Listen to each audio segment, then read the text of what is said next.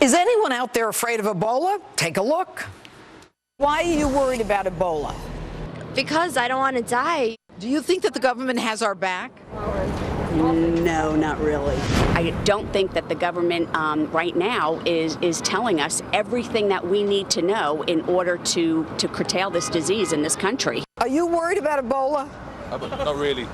Really? Where are you from? London. Well, that's why. Yeah. Give it a week.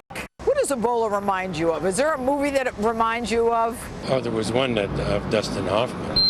You got 19 dead, you got hundreds more infected, and it's spreading like a brush fire. You got to isolate the sick, and I mean really isolate them, Billy. We got to get everybody else back into their houses. We got to keep them there. We're doing that, Sam. No, we're not doing it because I just drove through 100 people. And if one of them has got it, then 10 of them have got it.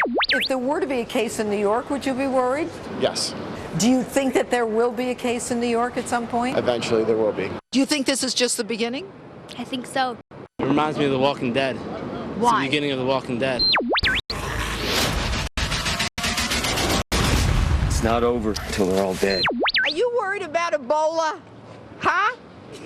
Are you worried about Ebola? Hold on. No, you can't kiss me. I need to know you don't have Ebola.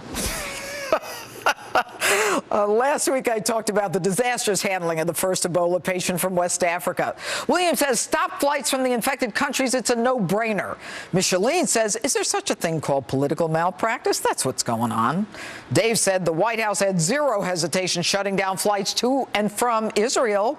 Anush says Obama's too busy campaigning. He doesn't care about anything else. George says, who's paying for the expenses Sky caused? The medical, the cleanup, the income losses endured by the quarantine. Good point. Ashley says the odds of experiencing an Ebola outbreak are so slim, it's important to be informed and educated, but it's another to encourage fear, and that's what you're trying to do. Well, here's the thing. Would you prefer we don't tell you about it, like it be every man for himself and you're on your own? You're wrong. And now for the results of tonight's Insta poll. We asked what should happen to the flight attendant who refused to hang the Army Ranger jacket in first class.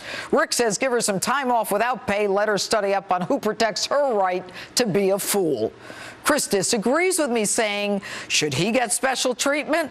By the way, Chris, it ain't special treatment. I live on airplanes. They hang up people's jackets in that closet all the time.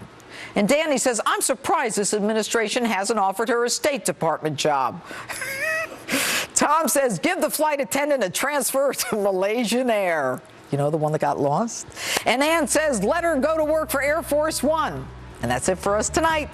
And remember, you don't ever have to miss justice. Just set your DVR and tell your friends to do the same. Thanks for joining us. Remember to friend me